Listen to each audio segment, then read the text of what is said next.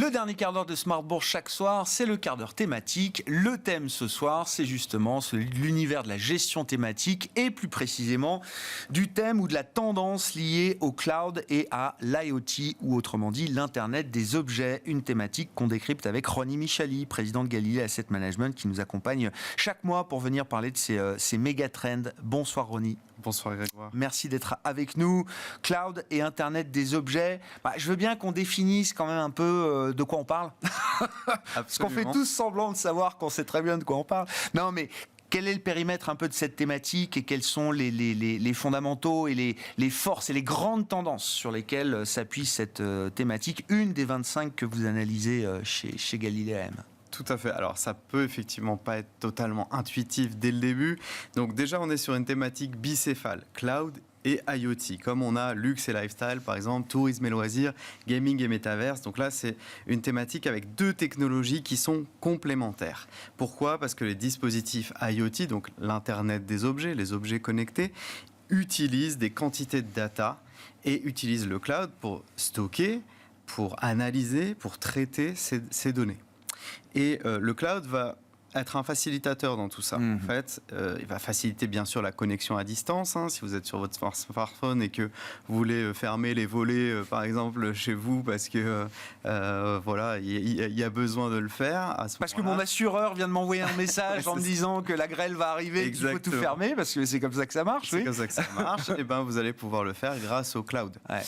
Ça facilite aussi une certaine flexibilité dans le dimensionnement de l'Internet des objets. C'est-à-dire, on peut commencer avec un deck, avec 2-3 ampoules connectées, puis ensuite dimensionner plus facilement avec le cloud qu'avec un réseau local. Et bien sûr, ça facilite également la sécurité, parce que le cloud est beaucoup plus sécurisé que les réseaux locaux. Bien sûr. Donc, on va ensuite analyser, à la lumière de tout ça, à la lumière de cette définition, les fondamentaux finalement. Qu'est-ce qui en fait une vraie grande thématique structurelle, mondiale, transversale, Ronnie ? Alors, structurel, bon déjà, en 2025, on estime qu'il y aura à peu près 41 milliards d'appareils connectés dans le monde. Donc, il y a une croissance exponentielle des données que ces appareils utilisent. Et donc, pour les stocker dans le cloud, évidemment, c'est un dimensionnement qui doit suivre.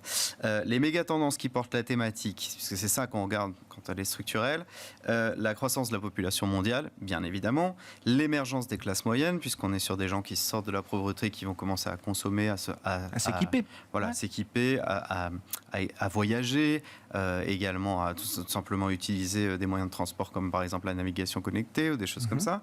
L'urbanisation et les smart cities. Dans les smart cities, il y a énormément de cloud qui est utilisé et d'objets connectés avec des capteurs, etc. Le développement de l'IA qui incite à une plus forte consommation finalement de données dans le cloud et une puissance de calcul plus élevée. Donc ça va inciter les investissements. Et enfin, l'émergence de la santé prédictive. Ça, c'est très important avec les bracelets connectés, etc., qui vont bien sûr être des choses qui ne sont pas curatives, mais prédictives. Et donc, ce marché, uniquement pour le cloud, c'est un marché qu'on estime à 400 milliards et qui pourrait arriver en 2030 à 1300 milliards. Ça veut dire un triplement de ce marché. Donc ça, c'est pour... Voilà. Alors, des moteurs puissants qui portent cette thématique, on comprend. Absolument. Alors, international et transversal, je vais aller rapidement. Mais donc, on a bien sûr deux domaines dans le cloud qui vont être principaux. Le SaaS et donc le software as a service et l'infrastructure as a service.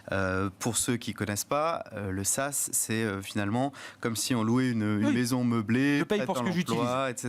Voilà. Alors que l'infrastructure as a service, c'est comme si vous louez un terrain finalement et que vos ingénieurs peuvent construire une maison. C'est-à-dire vous louez des espaces, des serveurs dans le cloud. Voilà. Donc là, c'est bien sûr international, même s'il y a une domination américaine, bien sûr. Là, c'est Microsoft, c'est Salesforce, c'est Oracle aux États-Unis, c'est SAP un petit peu en Europe, mais en Chine, c'est Alibaba Cloud, c'est Tencent, c'est Huawei. Voilà, ça c'est pour le SaaS. Et pour l'infrastructure as a service, c'est plutôt AWS et Microsoft Azure. Et enfin, transversal, J'ai eu du mal, franchement, à trouver un seul secteur qui n'était pas impacté. Bien sûr. Tous les secteurs sont impactés avec des gains de productivité énormes. La santé, on en a parlé. Le logement avec tout ce qu'on appelait la domotique avant, le transport avec les capteurs connectés dans les camions, etc., pour voir la température, l'humidité, etc., et puis bien sûr l'industrie. Combien ça vaut en bourse ? Quelle est la performance boursière de cette thématique et combien est-ce qu'elle vaut en bourse quand on la mesure comme vous le faites chez Galileum, Ronnie ? Absolument. Je ne sais pas si vous êtes prêts pour ces performances. On va voir ça. En 2019, selon nos indicateurs thématiques Galilée, la performance c'est 35%. 2020, 46%. 2021, 13%. 2022, c'est l'année noire avec les taux, la remontée des taux, moins 40. Bien sûr. On se rattrape beaucoup en 2023, plus 59%. Et year to date, plus 4%. On voit ici le graphique de la valorisation. C'est structurellement plus cher. Voilà, c'est structurellement plus cher que le MSCI World. On est sur 32 fois à peu près. Le MSCI World à peu près sur 23 fois.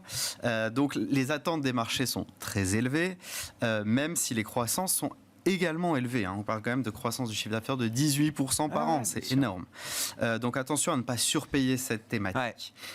Globalement, on a eu quand même une normalisation un petit peu, même si on est remonté.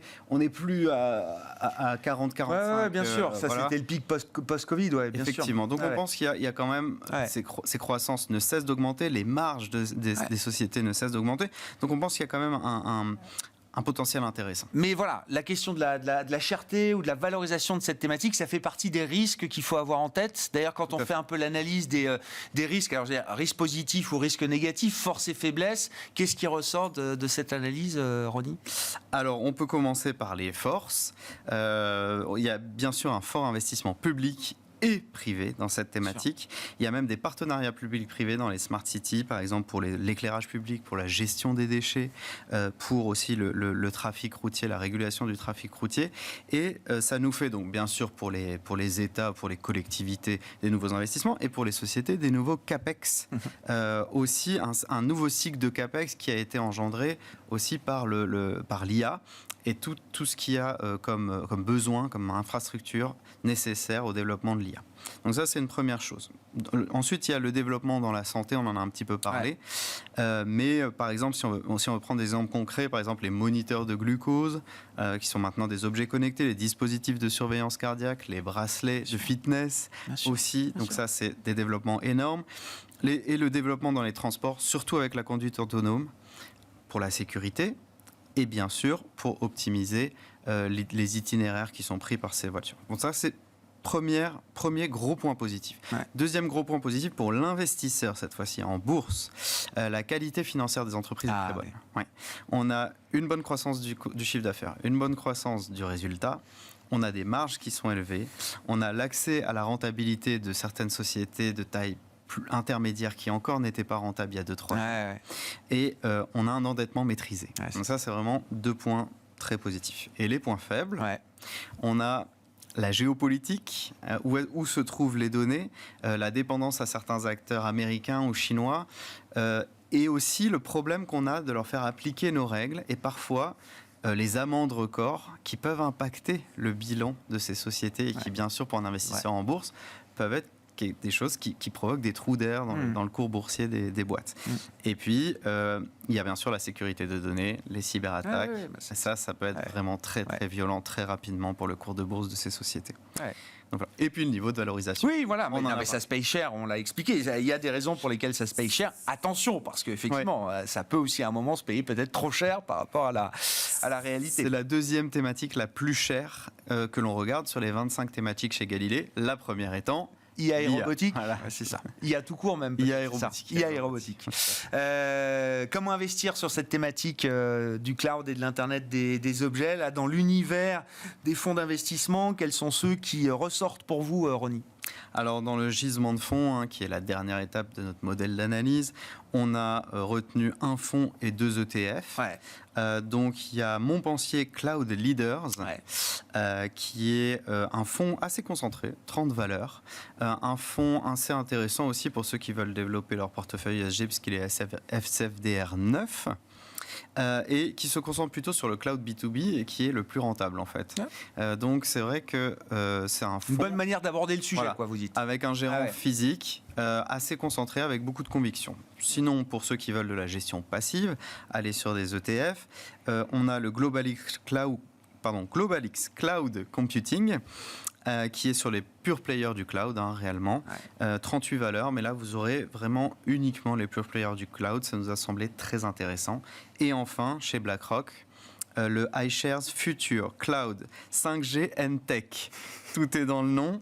Celui-ci est intéressant pour ceux qui ne veulent pas y aller billes en tête, pour ceux qui veulent un peu diversifier avec des grands acteurs de la tech et des grands acteurs de la 5G. Vous allez retrouver les plus grands acteurs du cloud, mais diversifiés avec d'autres pour ceux qui ne veulent pas être vraiment spécifiques. C'est moins pur alors, on sur peut le dire. cloud. D'accord, c'est moins pur.